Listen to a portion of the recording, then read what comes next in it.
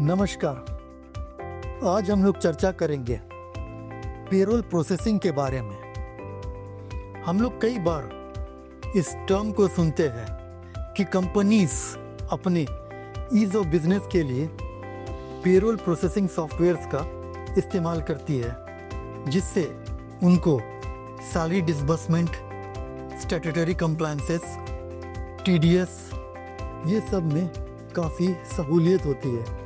तो आइए आज हम लोग डिटेल में समझते हैं कि ये पेरोल प्रोसेसिंग किस तरह से काम करती है। अगर हम वेजेस की डेफिनेशन में जाएं, तो वेजेस जनरली होता है basic salary plus dearness allowance plus other allowances which comes to gross salary और नेट सैलरी। तो जो पेरोल प्रोसेसिंग सॉफ्टवेयर्स है, वो लोग इन्हीं सब डेटा और कंपोनेंट्स को मिला के आपको एक फिगर प्रोवाइड करती है, जिससे आपको हर महीने ये पता चल जाए कि आपको क्या सैलरी देना है। इसके साथ साथ पेरोल प्रोसेसिंग में और भी कई सारे इम्पोर्टेंट फैक्टर्स को नोट किया जाता है, जैसे कि minimum wages.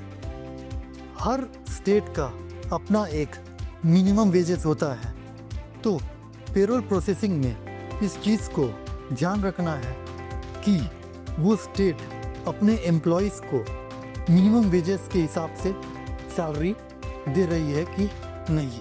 Timely wages disbursal. कई बार हम ये देखते हैं कि कंपनीज अपने मन से सैलरी डिसबर्सल डेट तय करती है, पर अगर नियम की देखें तो हर महीने 7 तारीख तक सारे कर्मचारियों को सैलरी डिसबर्स कर देना होता है। स्टैट्यूटरी लीगल कंप्लायंसेस जैसे ईपीएफ, ईएसआई, बोनस, ग्रेच्युटी, जिसका कैलकुलेशन भी पेरोल प्रोसेसिंग के माध्यम से किया जाता है।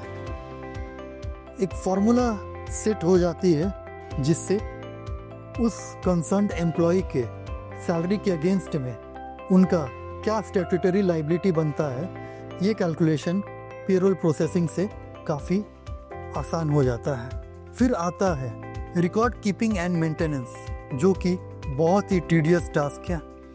सालों साल तक एम्प्लॉयज़ को जो वेतन दिया जाता हो, उसका एक रिकॉर्ड कीपिंग बहुत ज़्यादा ज़रूरत है, जिससे भविष्य में कहीं भी अगर किसी एम्प्लॉय के लिए रेफरेंस लेना हो, तो बैक पीरियड में ये रिकॉर्ड्स जाके देख के ट्रैक किया जा सकता है और तुरंत ये डेटा वहाँ से मिल जाता है। फिर आता है इक्वल रिम्यूनरेशन। हम लोग कई बार ये देखते हैं कि कंपनीज जो है इस रूल को फॉलो करती है कि हर एक एम्प्लॉय को उनके काम के क्वालिटी के हिसाब से और उनके पोजीशन के हिसाब से सैलरी दिया जाए और किसी तरह का कोई जेंडर बायस या पोजीशन बायस कंपनी में ना हो।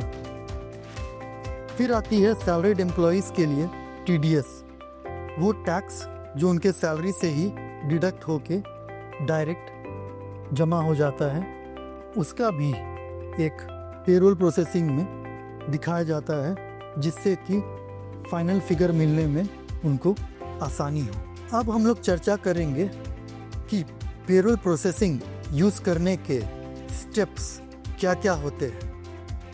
सबसे पहला आता है पेरोल प्रोसेसिंग सॉफ्टवेयर्स। ये ऑनलाइन सॉफ्टवेयर्स होते हैं जिसको कंपनी परचेज करके उस पर अपना डेटा फीड करती है।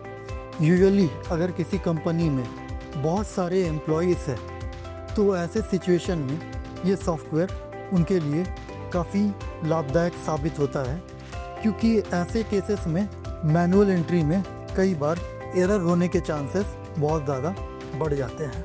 फिर आता है automatic compliance checks. Payroll processing softwares में इस चीज़ का ध्यान रखा जाता है कि जो भी कंप्लायंस फार्मूलाज है, उनको पहले से फीड करके रखा जाए, ताकि जितने भी स्टैट्यूटरी कंप्लायंसेस हैं उनको उनके हिसाब से डिडक्ट किया जाए और फिर नेट सैलरी एम्प्लॉयज़ के हाथ में दिया जाए। रेगुलर ऑडिट्स भी पेरोल प्रोसेसिंग के पार्ट का एक हिस्सा है, जिसमें जो ऑडिटिंग है कंपनीज की वो काफ़ी इजीली हो जाती है, क्योंकि सारे रिकॉर्ड्स मेंटेन रहते हैं और किसी भी तरह का कोई मिसमैच होने की संभावना बहुत ही कम रहती है। पेरोल प्रोसेसिंग को किफ़ायती तरीके से यूज़ करने के लिए ये बहुत ज़्यादा ज़रूरी है कि एचआर को या पेरोल हेड्स को इस सॉफ्टवेयर्स की अच्छी सी ट्रेनिंग दी जाए, जिससे वो लोग इस सॉफ्टवेयर को प्रॉपरली यूज़ कर सके और इसका लाभ कंपनी एवं एम्प्लॉयज़ को दे सके। और आजकल पेरोल प्रोसेसिंग सॉफ्टवेयर में एक नया इनोवेशन आया है, जिससे वो बैंक से डायरेक्ट लिंक हो जा रहे हैं और पेरोल प्रोसेसिंग में जो फिगर आ रहा है वो डायरेक्ट बैंक के पास चल जाता है और उससे बैंक को वो सैलरी डिस्पर्स करने में बहुत ज़्यादा सुविधा होती है। तो ये था पेरोल प्रोसेसिंग का एक समरी, जिससे एम्प्लॉयर्स को आसानी होती है अपने फाइनेंसेस को मैनेज करने के लिए और सैलरी को डिस्बर्स करने के लिए बिना किसी झमेले के। और समय के साथ साथ ये पेरोल प्रोसेसिंग और भी आसान होते जा रहा है। तो आशा करते हैं कि आपको ये वीडियो काफ़ी इंफॉर्मेटिव लगी हो। इसी तरह के और वीडियोस के लिए चैनल को सब्सक्राइब ज़रूर करें और मिलते हैं आपसे अगले वीडियो में।